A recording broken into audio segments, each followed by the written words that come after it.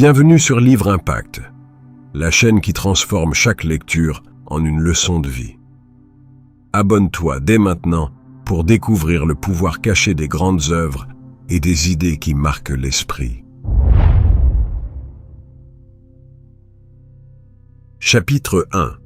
Le contexte révolutionnaire. La naissance d'un phénomène historique. Edgar Quinet ouvre son analyse par une plongée dans le terreau révolutionnaire qui a rendu possible l'émergence de Napoléon.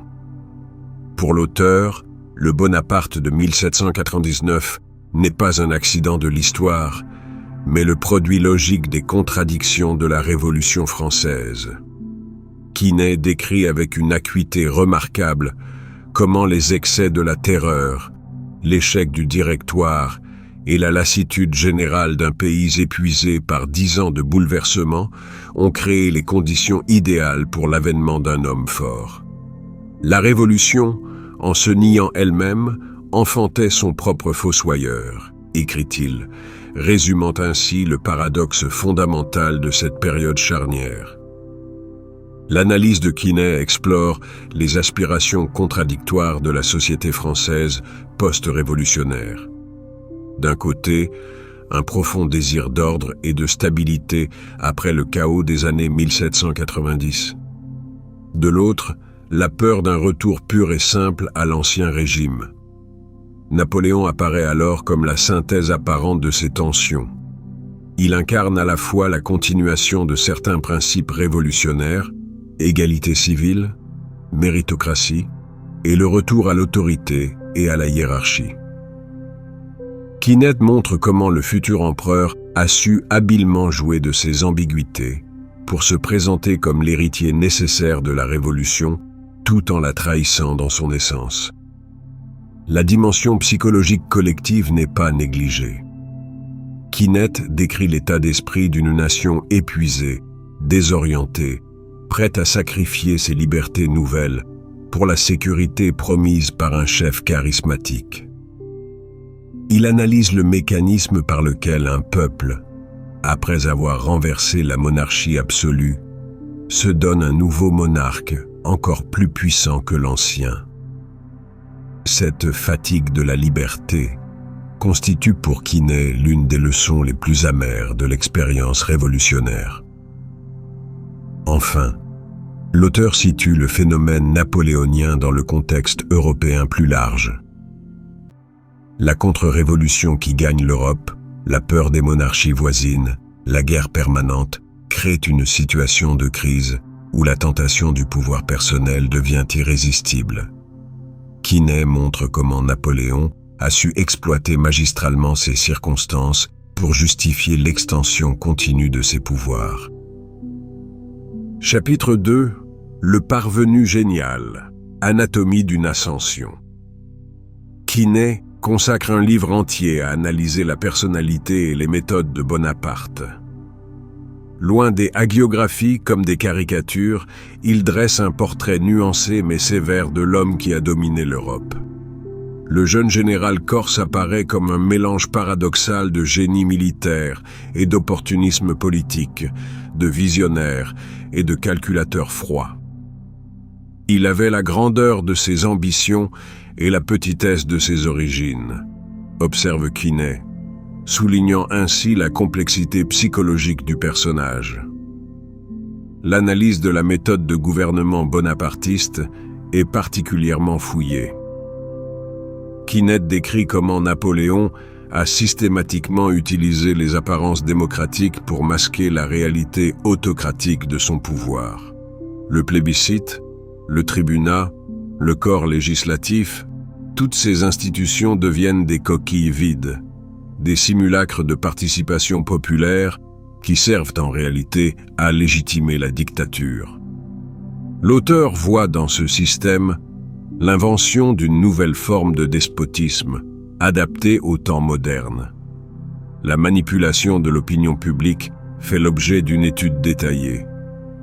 Quinet montre comment Napoléon a compris avant beaucoup d'autres l'importance des symboles, de la propagande, du contrôle de l'information, la création de la Légion d'honneur, l'utilisation du moniteur la mise en scène du sacre, les bulletins de la Grande Armée, autant d'outils pour façonner l'image du héros national et étouffer les critiques. L'organisation de l'administration et de la justice est passée au crible. Quinet reconnaît les aspects positifs de l'œuvre napoléonienne, le Code civil, l'organisation préfectorale, l'université, mais il en souligne le prix, la centralisation excessive, l'étouffement des libertés locales, la soumission de la justice au pouvoir exécutif. Il a donné à la France des institutions durables, mais au prix de son âme démocratique, résume-t-il. Enfin, Quinet analyse la relation complexe entre Napoléon et les principes de 1789. L'empereur se présente comme l'héritier de la Révolution, mais en réalité, il en trahit l'esprit en rétablissant une noblesse, en instaurant une monarchie héréditaire, en supprimant les libertés publiques. Cette ambiguïté calculée constitue pour Quinet la clé de la longévité relative du régime. Chapitre 3. La machine de guerre. L'engrenage militaire.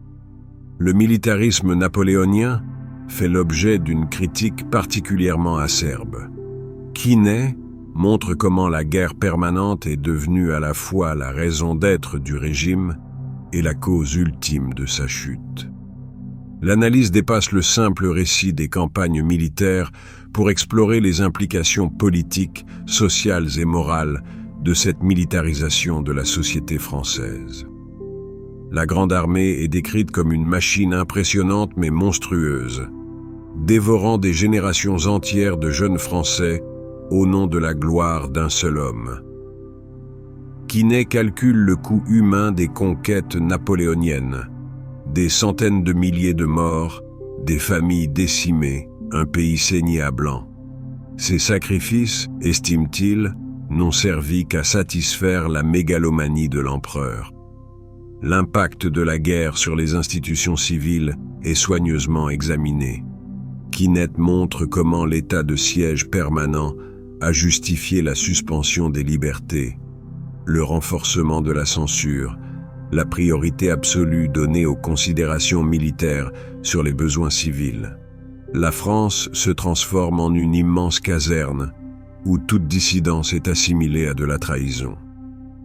L'économie de guerre et son corollaire, le pillage des pays conquis, font l'objet d'une analyse sans concession.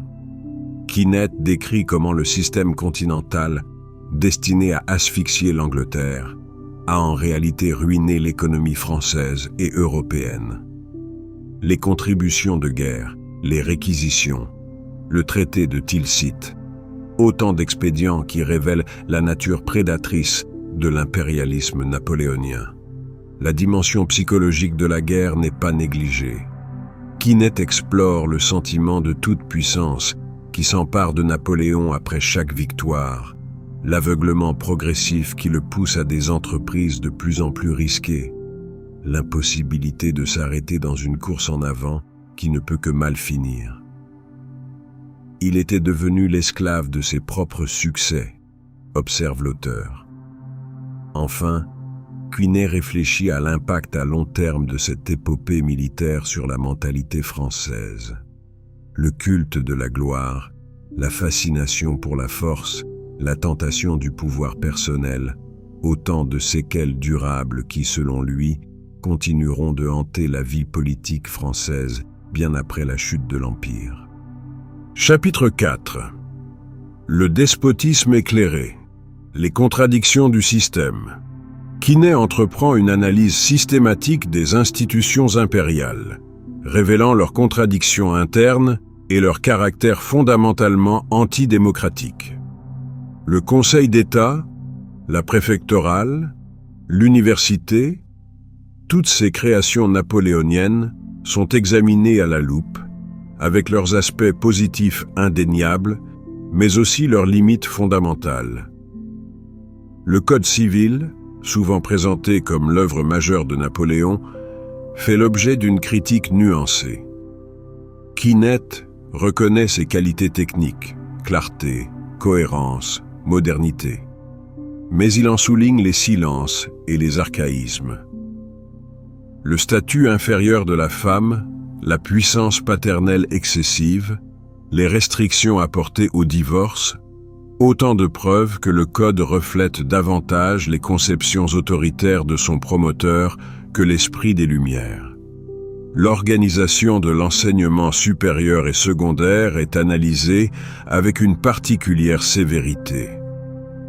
Quinet voit dans l'université impériale un instrument de contrôle des esprits, une machine à formater les élites selon les besoins du régime. La centralisation excessive, la soumission au pouvoir politique, la priorité donnée aux sciences utiles sur les humanités, autant de traits qui trahissent, selon lui, une vision utilitariste et antilibérale de l'éducation.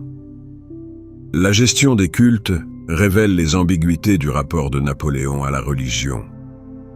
Le Concordat, habile coup politique qui permet de réconcilier la France avec l'Église, est aussi un instrument de contrôle du clergé. Quinet montre comment l'empereur utilise la religion comme un auxiliaire du pouvoir, sans croire personnellement à ses dogmes. Cette instrumentalisation du sacré préfigure selon lui les dérives des régimes autoritaires modernes. Enfin, Quinet examine le système économique impérial. Le blocus continental, la création de la Banque de France, le protectionnisme, autant de politiques qui révèlent une vision dirigiste de l'économie où l'initiative privée est étroitement encadrée par l'État. Cette modernisation autoritaire de l'économie française aura, selon Quinet, des conséquences durables sur le développement du capitalisme en France. Chapitre 5. L'Empire et l'Europe, le mirage de l'unité continentale. Quinet consacre un livre important à la politique étrangère de Napoléon et à son impact sur l'Europe.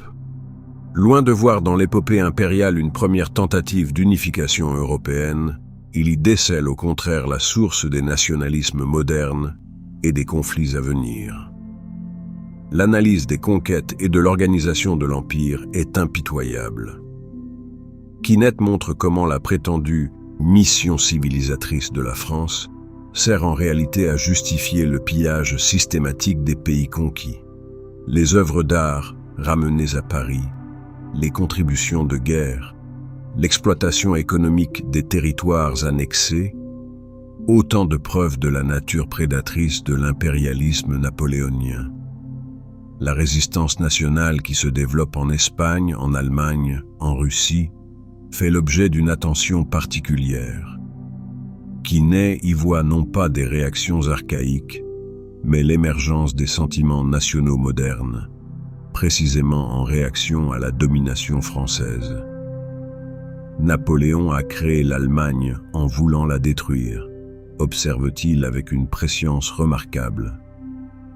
La campagne de Russie est analysée comme le point de basculement du régime. Quinet décrit l'aveuglement de Napoléon face aux réalités géographiques et climatiques, son mépris des conseils de prudence, sa confiance excessive dans sa propre étoile.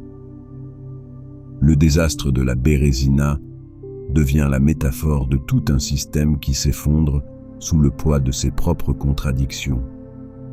L'impact durable de l'épopée napoléonienne sur les relations internationales est soigneusement examiné. Quinet montre comment le Congrès de Vienne, en cherchant à restaurer l'ancien ordre européen, ne fait que préparer de nouveaux conflits. La carte de l'Europe redessinée à Vienne contient en germe les revendications nationalistes du XIXe siècle. Enfin, l'auteur réfléchit à l'héritage culturel de cette période. Le romantisme, le nationalisme, le culte du héros, autant de courants qui trouvent leur source dans l'épopée impériale. Quinet montre comment le mythe napoléonien continuera de hanter l'imaginaire européen bien après la disparition de son protagoniste. Chapitre 6. La chute, anatomie d'un effondrement.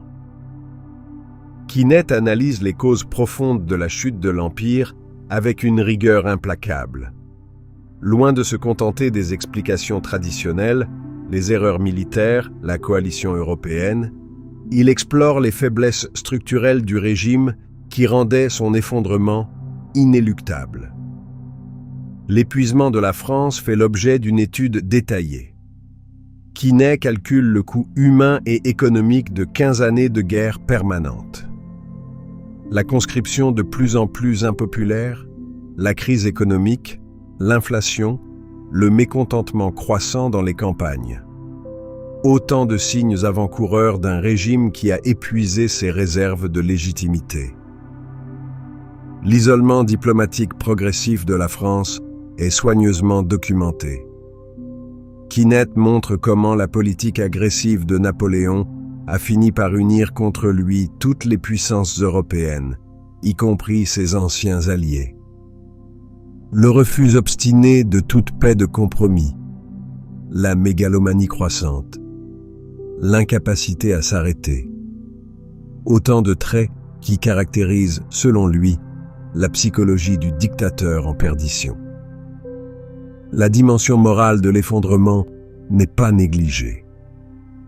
Quinet décrit la déliquescence progressive du régime, la corruption, les trahisons, les rivalités de cour, le cynisme généralisé. L'empire né de l'énergie révolutionnaire meurt de sa propre décomposition interne. Les 100 jours font l'objet d'une analyse particulièrement sévère. Quinet y voit non pas un sursaut héroïque, mais la dernière tentative désespérée d'un homme incapable de renoncer au pouvoir. Le vol de l'Aigle, le retour de l'île d'Elbe, l'acte additionnel. Autant d'épisodes qui révèlent, selon lui, l'incurable légèreté politique de Napoléon. Enfin, l'auteur réfléchit aux conséquences immédiates de la chute. La restauration, loin d'être une simple réaction, apparaît comme le produit direct des excès de l'Empire. La France, épuisée par l'aventure napoléonienne, se jette dans les bras des Bourbons par lassitude, plus que par conviction. Chapitre 7. L'héritage, le poids d'un mythe. Dans ce livre conclusif, Quinet dresse le bilan de l'épisode napoléonien et réfléchit à son impact durable sur la France et l'Europe. Loin des jugements simplistes, il propose une évaluation nuancée, mais fondamentalement critique de cet héritage encombrant. L'impact sur le développement politique de la France est analysé avec une particulière acuité. Quinet montre comment le bonapartisme a créé une tradition politique durable, marquée par la tentation du pouvoir personnel, le mépris du parlementarisme, la centralisation excessive. Cette culture césarienne continuera selon lui de hanter la vie politique française tout au long du XIXe siècle. L'œuvre administrative et juridique fait l'objet d'une évaluation contrastée. Quinet reconnaît les aspects positifs de certaines créations napoléoniennes, code civil, université, préfectorale, mais il en souligne le prix, l'étouffement des libertés locales, la soumission de la justice au pouvoir exécutif, la conception autoritaire de l'État. La mémoire napoléonienne et ses utilisations politiques sont soigneusement examinées. Quinet montre comment le mythe du grand homme a été instrumentalisé par des courants politiques divers, des libéraux aux socialistes, des nationalistes aux républicains. Cette plasticité mémorielle révèle selon lui l'ambiguïté fondamentale du personnage. L'impact sur les relations internationales est longuement développé. Quinet voit dans l'épopée napoléonienne la source des nationalismes modernes et des grands conflits européens du XIXe et XXe siècle. Le Congrès de Vienne, en cherchant à effacer l'héritage révolutionnaire, n'a fait que préparer de nouvelles explosions. Enfin, Quinet propose une réflexion plus générale sur le phénomène du grand homme dans l'histoire. Rejetant à la fois la théorie du héros providentiel et le déterminisme absolu, il défend une vision dialectique où les individus exceptionnels peuvent infléchir le cours de l'histoire, mais toujours dans des conditions héritées du passé et avec des conséquences souvent imprévues. Napoléon d'Edgar Quinet se révèle ainsi bien plus qu'une simple biographie historique.